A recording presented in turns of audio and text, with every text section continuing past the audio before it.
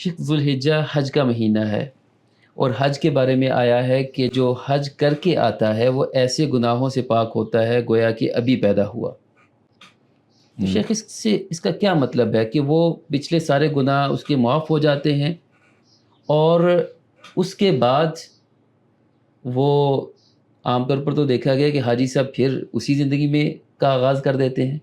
آپ کو کوئی اعتراض ہے اگر سارے گناہ معاف ہو جائیں کسی کے تو؟ شیخ بالکل نہیں۔ تو پھر دیکھیے، شیخ فرق محسوس نہیں ہوتا نا پہلی زندگی میں اور بعد والی یہ زندگی تو میں؟ میں نے بہت دفعہ یہ بات لوگوں کو بتائی ہے کہ حج کی قبولیت کی جو انسانی فہم کی حد تک قبولیت کی جو علامات ہیں، تو سب سے بڑی علامت یہ ہے کہ حج سے پہلے کی آپ کی زندگی میں کتنی دینداری تھی، اور دینداری سے مراد صرف وہ داڑھی کی لمبائی اور ٹوپی کی رنگائی نہیں ہے، اور بلکہ آپ کے عبادات بھی اور حقوق العباد بھی۔ اور حج کے بعد آپ کی زندگی کیسے گزری ہے، یہی حج کی قبولیت کی نشانی ہوتی ہے کہ آپ کے حج میں کوئی فرق پڑا بھی ہے کہ نہیں پڑا۔ آپ اگر گناہ اللہ کے حضور معاف کروا کے سارے آ گئے ہیں تو کیا مطلب ہے کہ دوبارہ شروع کرنے تھے کیا؟ اور ہاں، لوگوں کا ہمارا وہ حق نہیں معاف ہوتا حج سے۔ جی شیخ۔ اگر کسی کے لینے دینے ہیں، کسی کے ساتھ زیادتی ہے، کسی کے ساتھ برا کیا ہے، تو وہ نہیں معاف ہوگا، وہ ایک الگ کھاتے میں جاتا ہے۔ ہاں، حقوق العباد میں کے علاوہ جو اللہ کے حقوق میں جو کمی رہ گئی وہ اس سے معاف ہو جاتی ہے۔ جی شیخ، جو لوگ حج کر کے آ جاتے ہیں تو انہیں کیا طریقہ کار اختیار کرنا چاہیے کہ ان کی زندگی پہلے کی بنسبت زیادہ بہتر ہو جائے؟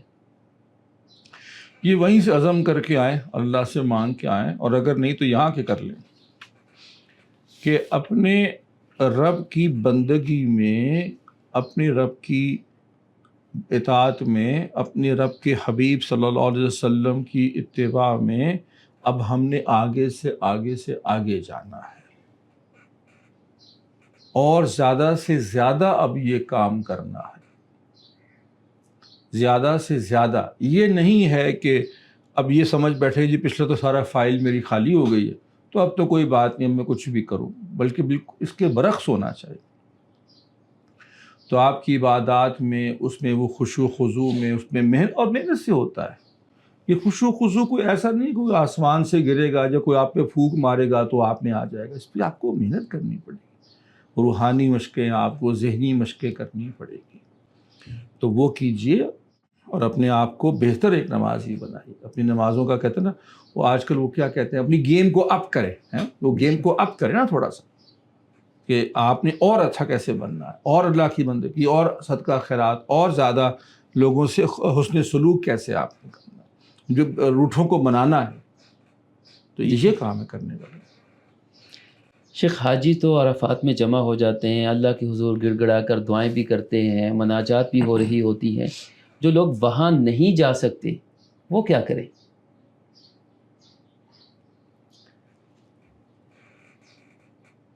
کو کون ہے جو شارق سے بھی قریب ہے؟ اللہ۔ کہاں پہ ہوتا ہے وہ شارق کے قریب؟ صرف جگہ وہیں پہ، عرفات میں تو نہیں ہوتا نا۔ جی شیخ۔ تو یہ تو ان کی سعادت ہے کہ وہاں پہ تو خیر غیر معمولی جگہ ہیں۔ جو لوگ وہاں گئے ہیں ان کو پتہ ہے، اسے الفاظ کے ذریعے سمجھانا شاید مشکل، لیکن اللہ کی جو پریزنس ہے، اللہ کا جو وجود ہے، جو توجہ ہے، وہ تو کہیں بھی ہو سکتی ہے۔ جی شیخ۔ جب موسیٰ علیہ السلام اللہ کی زیارت کی طلب گار ہوتے ہیں خواہش پر، تو اس وقت کیا وہ عرفات میں کھڑے ہوئے تھے؟ جی شیخ۔ جب ایک کئی گنا بڑا طاقتور عدد میں بھی اور طاقت میں دشمن جب بدر کے میدان میں آتا ہے تو کیا اس میں عرفات میں جا کے دعا مانگی گئی تھی؟ تو رب تو ہر جگہ پہ ہی ہے۔ تو بالکل اس میں سوچنا نہیں چاہیے، بلکہ اپنے رب سے مانگیں کہ یا اللہ ہم تو ادھر ہی کھڑے ہیں، ہم تو یہیں پہ کھڑے ہو سکتے ہیں، ہم یہیں گڑ گڑا سکتے ہیں، ہم یہیں پہ ہاتھ پھیلا سکتے ہیں، تو ہماری یہی سن ہے۔ جسے مایوس نہیں ہونا چاہیے، تو شیخ، دل چھوٹا نہیں کرنا چاہیے۔ تو شیخ اتنا خرچہ کر کے پھر وہاں جانا ہی کیوں؟ یہ آپ کو جا کے پتہ لگے گا۔ یہ مشکل ہے سمجھانا۔ وہ جگہ جس کی فضیلت اللہ اس کے رسول نے بیان کی صلی اللہ علیہ وسلم، تو میں نے یہ تو نہیں کہا کہ اس کی فضیلت نہیں ہے، میں نے یہ کہا کہ یہاں پر بھی تعلق باللہ بن سکتا ہے، ایسا نہیں ہے جو نہیں جا سکا تو وہ یہ نہ سوچے کہ بھی میں کچھ، ٹھیک ہے نہیں ہے وہ چیز آپ کے پاس، لیکن یہاں بھی بڑا کچھ ہے اگر کوئی ڈھونڈنے والا ہو. ہے جلوہ طور تو موجود ہے، موسیٰ ہی نہیں.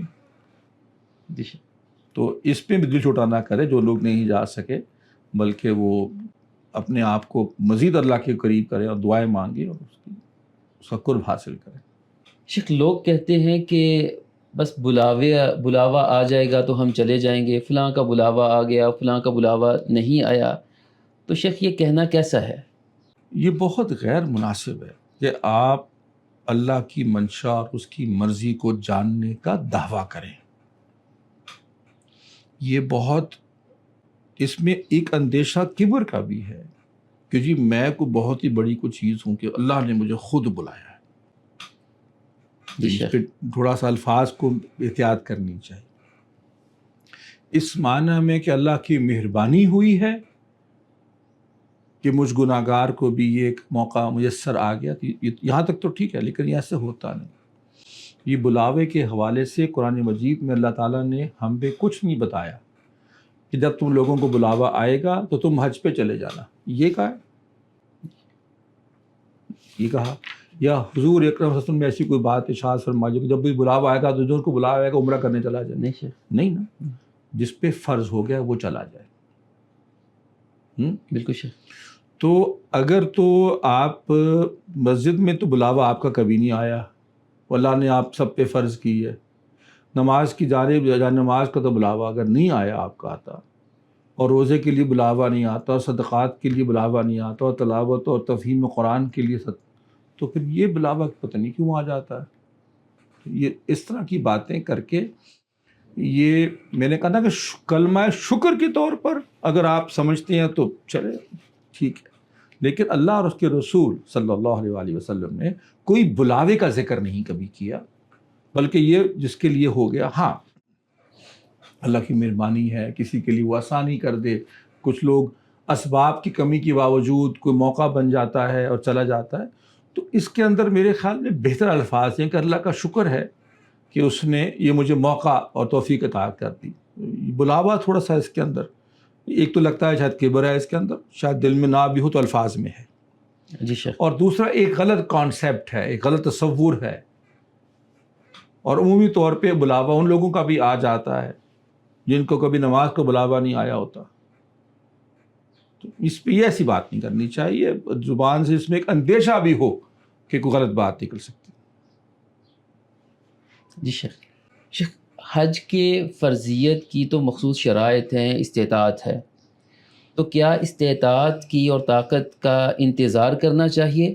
جو عام طور پر تو بڑھاپے میں لوگ حج کے لیے جاتے ہیں، ریٹائرمنٹ کے بعد جاتے ہیں، کہتے ہیں بہت ساری ذمہ داریاں ہیں، یا پہلی فرصت میں ہی تیاری شروع کر دینی چاہیے؟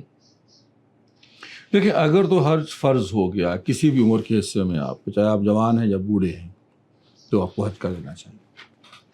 اور اگر حج فرض ہو گیا ہے اور آپ نہیں جاتے تو اللہ کے رسول صلی اللہ علیہ وسلم کی بڑے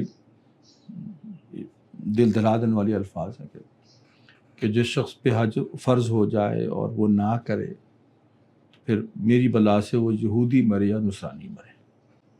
یعنی کہ استطاعت کے باوجود آپ کے پاس کوئی اگر عذر نہیں ہے، تو ایک شخص تو ہے نا بیچارہ، اس کے پاس رہنے کو مکان نہیں ہے، وہ روزانہ کرائے کے مکانوں میں دھکے کھاتا پھرتا ہے، تو بیچارے پیسے جوڑے ہوئے ہیں کہ جی وہ مکان کرائے کا کر لے، وہ نہیں جاتا کہ جی کہ میں چھت تو اپنی بلے بنا سکوں، تو شاید چلو ہم اس کو نہیں کہتے. لیکن کچھ لوگوں کے پاس بلاوے، جس کو بھی یہ بات کر رہے تھے کچھ دیر پہلے کہ بلاوے تو دبئی سے آ جاتے ہیں اور امریکہ سے آ جاتے ہیں، وہاں سے نہیں آتا صرف. تو کچھ لوگ خام خواہ اس کو ڈیلے کرتے ہیں، تو وہ تو نہیں ہے.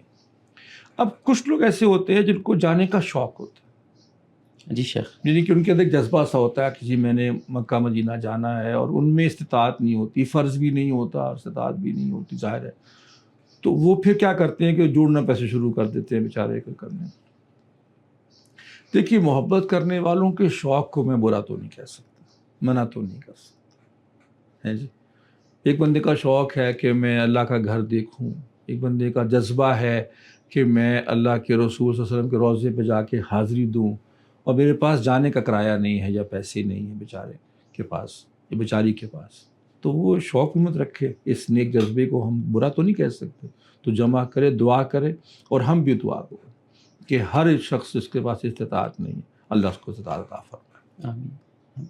شیخ بعض لوگ یہ عذر بیان کرتے ہیں، استطاعت تو آ جاتی ہے، وہ کہتے ہیں کہ یہ اولاد کی شادیاں کرنی ہیں، انہیں سیٹل کرنا ہے، ان کے لیے یہ جمع پونجی کر رکھی ہے، تو شیخ اس کے بارے میں آپ کیا فرماتے ہیں؟ یعنی کہ آپ کا مطلب پیسے جمع کر رہے ہیں بچیوں کی اور بچوں کی لڑکوں کی شادیوں کے لیے پیسے جمع کر رہے ہیں، تو وہ پیسے ہیں لیکن وہ حج نہیں کر رہے، جی شیخ، وہ شادیوں کا انتظار کر رہے ہیں، یہ سوال ہے آپ جی کا؟ شیخ، چلیے میں سوال کو پھر سے فریز کر دوں۔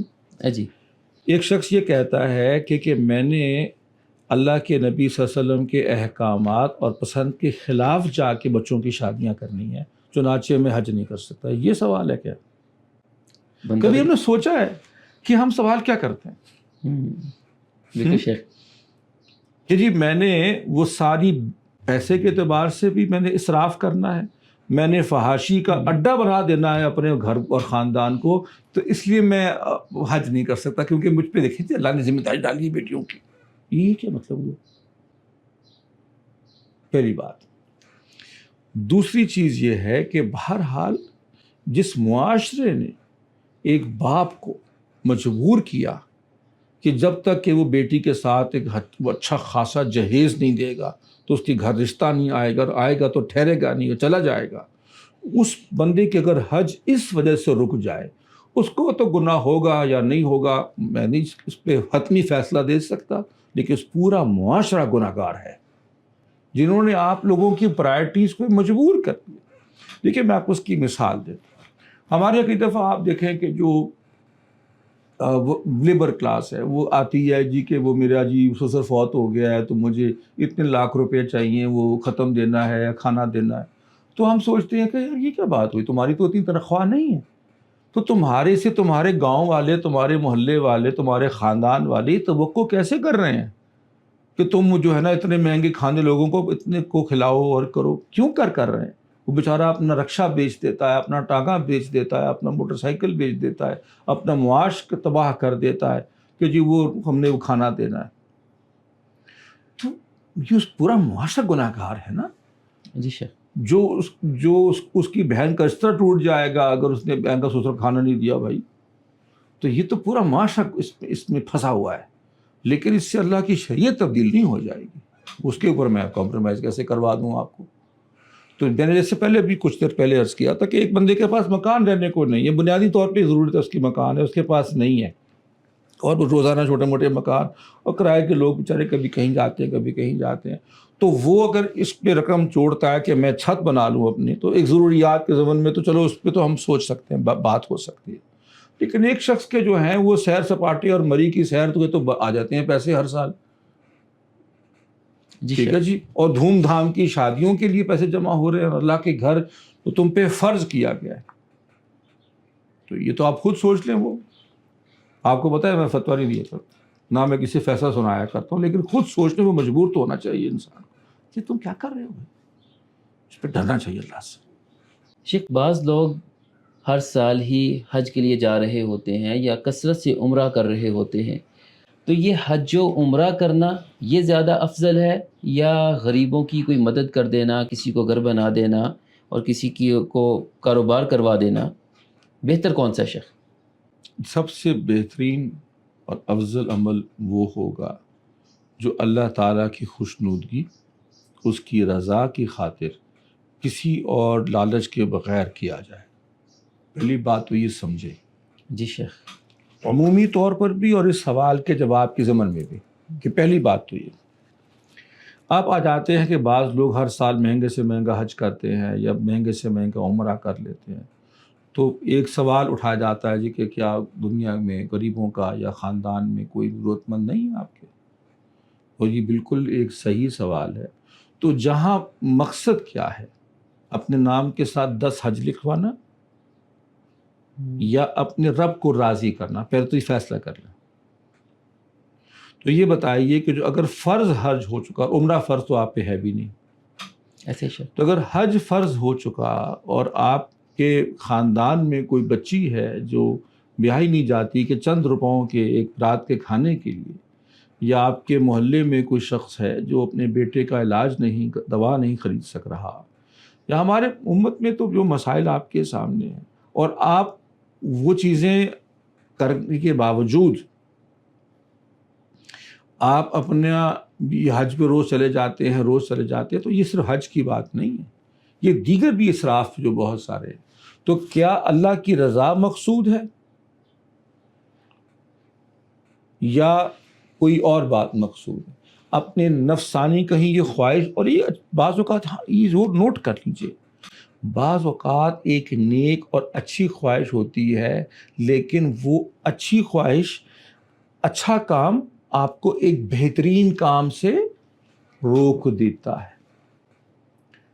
بہترین کام کہتے ہیں، بیسٹ کام کا دشمن برا کام نہیں ہوتا، بیسٹ کام، بہترین کام کا دشمن ایک اس سے کم اچھا کام ہوتا ہے۔ بالکل اب جو حاجی صاحب ہیں، جن کو شوق ہے، وہ ہر سال حج پہ جاتے ہیں، عمرہ بار بار کرتے ہیں، تو ان کو شیطان اس بات پہ تو نہیں بہکا سکتا نا، کیا ایسا اس دفعہ آپ کسی جوئے خانے میں چلے جائیں 10 دن کے لیے؟ نہیں نا، نہیں، وہ بالکل تو قابو نہیں آئے گا، شیطان کی اس مسئلے پہ قابو نہیں آئے گا، تو وہ کیا کرے گا کہ کسی اور اہم کام سے ہٹا دے گا اس کا دھیان۔ تو میں جاننے والے کے جذبوں کو تو نہیں برا کہہ سکتا، بھائی جذبہ تو ہے، محبت ہے، لیکن جس کی وجہ سے محبت ہے، اللہ کی وجہ سے محبت ہے، اللہ کے رسول صلی اللہ علیہ وسلم کی محبت کی اس روضے پہ جانا ہے اور سلام خود ان پرسن جا کے پیش کرنا ہے، بالمشافہ جانا ہے، اگر یہی محبتیں جو ہیں وہ متحرک ہیں، وہ مقصد ہے، ان کی رضا مقصد ہے، تو پھر بہت سارے کام اس سے بھی اچھے موقع ہو سکتے ہیں۔ فرض کے علاوہ ظاہر بات ہو کہ آپ جو تڑپ رہا ہے شخص کسی مجبوری کے تحت، تو اس کی حق پہلے ہونا چاہیے۔